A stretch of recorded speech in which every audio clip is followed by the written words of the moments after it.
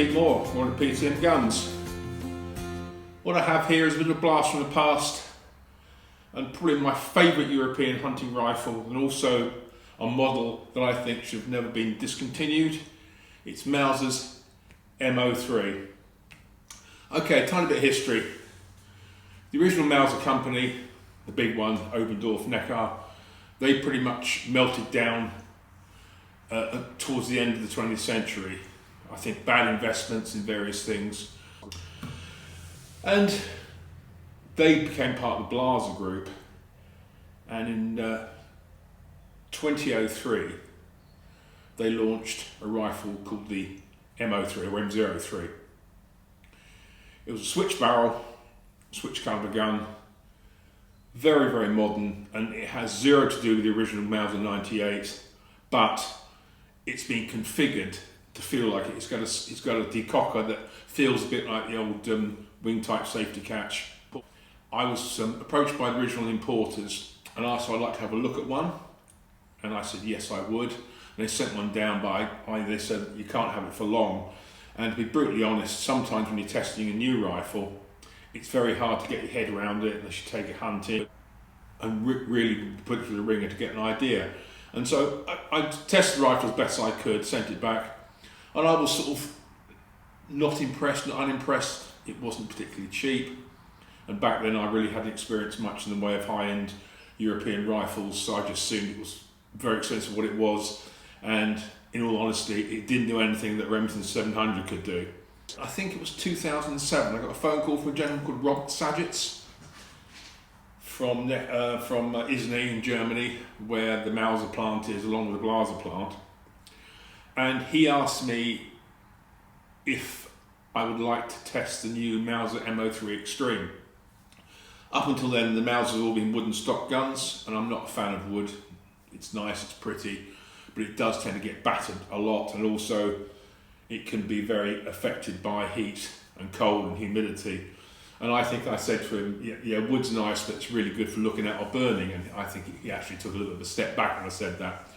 Anyway, I said, yes, I want to look at one. However, I do have a couple of, should we say, conditions. I said, first of all, I don't want to keep it just for 2 weeks. And secondly, because it's switch barrel, switch caliber, I want another barrel, another caliber, and another scope mount. And I said, what I'll do, I'll reintroduce the rifle as a new design, pretty much. And then I will do like monthly updates in the magazine. Once I've done the first review, I'll take it hunting. Well, I think I said I have it for 6 months. Then at the end of that period, then we'll have a final article talking about it. And he agreed, which I was very pleased about. So the rifle duly came, and I did as I said, and it came with a 30-06 barrel, which I nominated, and then I asked for a 223 barrel as well, because I thought 30-06 will shoot pretty much anything, any big deer in Europe, African plains game, and 223 makes a great little varmint gun, all by the matter of fact of changing a barrel, changing a bolt and magazine. The Extreme has synthetic stock. This is what they call the PH finish, which is like a sort of a greeny brown, which is very nice. It has rubber inserts here, here, and here. Again, great. They've got a target model, which is basically the same gun, but it has this adjustable height comb, which can also move left and right, which is quite good because I done a lot of boar shooting with this gun, and normal deer shooting, you've got a really high mounted scope, and I had a much more low mounted system for boar shooting, so you can move this comb up or down to give you decent eye scope, head scope contact. I loved it, and I shot a lot of game there. I took it to Bulgaria for the first time overseas, which is great. The thing there is that with a switch barrel gun, you always have to reassure yourself that the rifle will return to zero, because that's the whole point of it. Because the scope comes off, the barrel comes off, and when you put them back together again, there will be some deviations. And it came in a fitted case, which is quite nice. So you took the barrel off, scope off, and the stock, they all had different compartments. And took it there, and I tested out the return to zero, and I was quite content with it. And when we got to Bulgaria, I had no chance to re-zero it, so I decided that the gun had proved to me it could do it. So I just fitted the gun up, and it did it. It's basically, after I got my first animal there, I managed to get a chance on a range, and it was, I think I had the gun printing 1.5 inches high at 100 for, I think, 170 yard zero or something like that. And pretty much within a few millimeters, the rifle was printing 1.5 inches high, dead on line. So no real complaints. And at the end of the time, I was asked would I like to buy it, and I was given very favourable terms. I won't lie to you here. You know, being there as a magazine does help. And I bought the whole package, 223 barrel, 30-06 barrel, and it became my major hunting rifle for many years. And then I think it was about 2 years ago, Mauser announced they were discontinuing the M03. I think it was never as popular as they thought, and there was a big following with it, I must admit, but perhaps compared to Blasers and other things, it wasn't that, or it could have been a little bit too expensive to produce. I know for a fact they were trying to make a lightweight model, because all this is steel here, receiver steel, and this is quite a heavy rifle. Compared to a Blaser, it's about a pound heavier, of the same barrel length, and that can be a significant difference if you're carrying it all day long. And so they did make the M03 light, as Robert Sadgett's told me, but they had real problems with the receiver cracking or distorting, and also with scope mounts. And that never happened. And then 2 years ago, I reckon it was 2 years ago, they said, I was told by the importers that the M03 will cease to exist as a product. Blaser stroke Mauser will honour it with spares where possible. And I just shot out, because I've changed my 30-06 barrel for 6.5 by 55 Swedish barrel then. And I'd shot that out after probably 11 years of use, which I thought was pretty damn good. 11 years of serious hunting with the 6.5.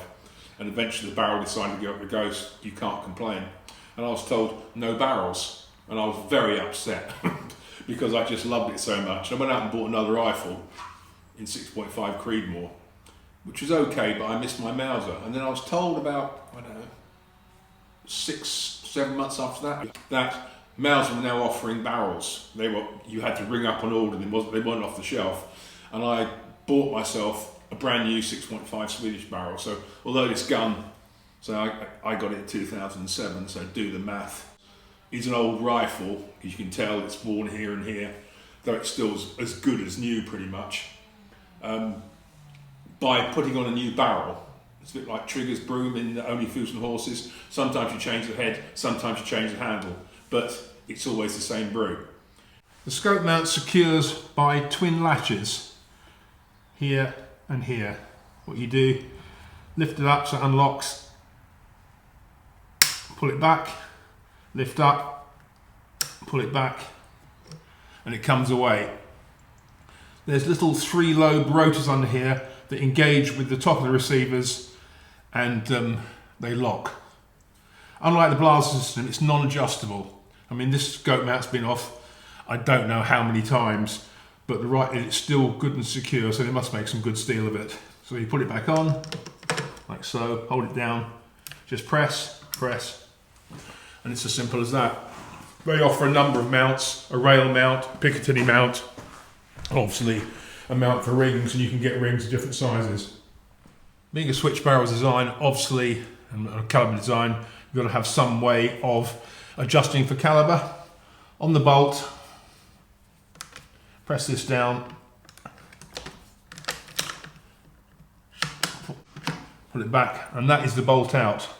It's got a 6-lug head here, which is removable, which is the trick. So basically what happens is, you haul down on the Decocker, which we'll see a bit later on, and just pull off the bolt head like so, and you can change it. This is for 308, 30-06 head sizes, so it'll do most common calibers without having to buy a separate one.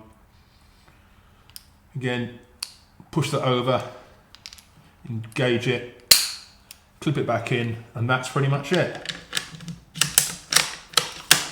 Clever.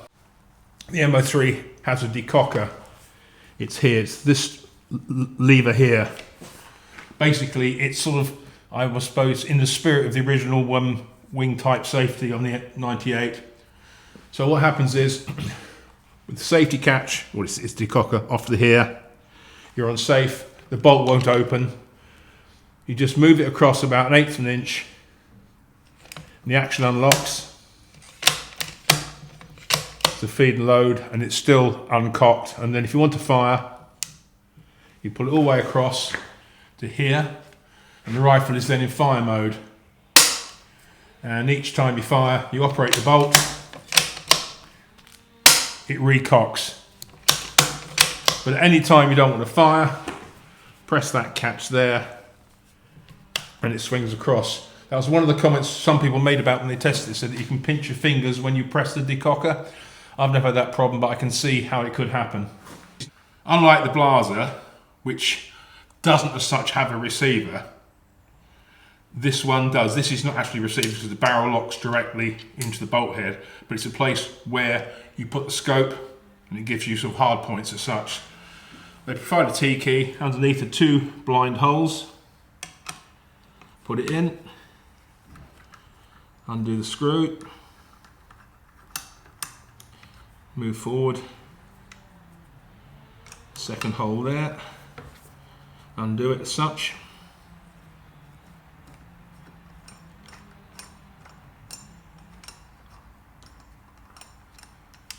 They're both free, as you can see. Then you just lift the barrel away.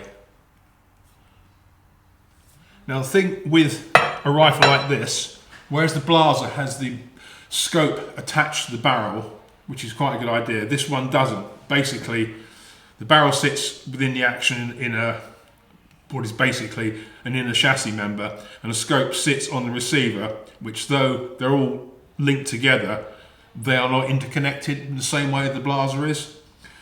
I never found any problems with this. Mauser don't seem to offer any guidance on tightness, but I imagine it's going to be like Blaser, between 10 and 12 newtons. But I've always just tweaked it up with the handle, and you get a bit of a flex on it, and that seems to be good enough. Back on, just drop it in, position, just wind them in like so. It's one, just as I said before with the R8, you just pinch them in, and then once you're both down,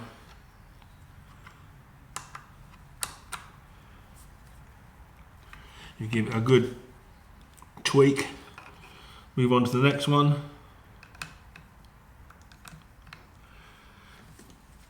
give it a tweak, and you're there. And then the scope goes back on.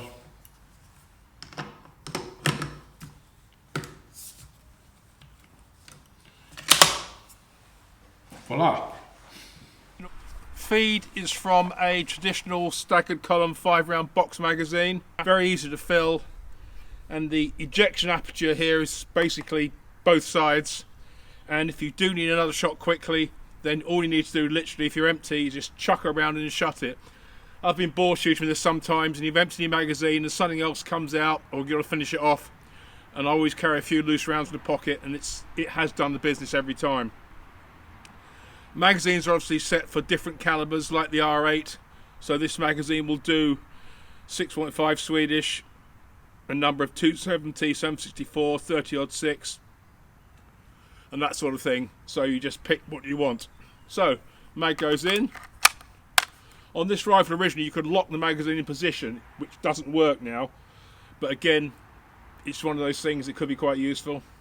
So, all we do,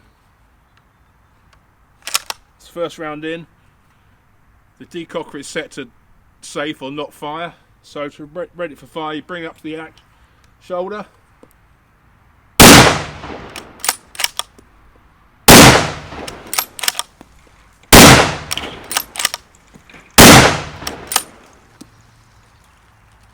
very smooth to use, and that is really the M03. I like it. So it's an old gun now. We will never see its like again. There's still a lot of people who've got them. A colleague of mine's got one in 375 H&H for Africa and 308 for over here. And the 308 barrel's burnt itself out again, at least 10 years old. And so he's got the decision now to, what do I do? Do I buy a new barrel? Because the new barrel cost you in excess of £1,000. which is quite a lot of investment, or does he just sell it and does he move on to something else? That's the problem. But as I said before, I don't know the whole financial thing about it, but I think the M03 was discontinued was a big mistake, but that's just me. Enjoyed that little pass into the glimpse at the immediate past of what is a true modern classic Mauser M03. If you did, tell your friends, support my channel. If you want to speak to me about anything, it's the usual old rub-dub. pmoore.shootingsports@gmail.com, and I'll see you later with more stuff to shoot. Good and safe shooting.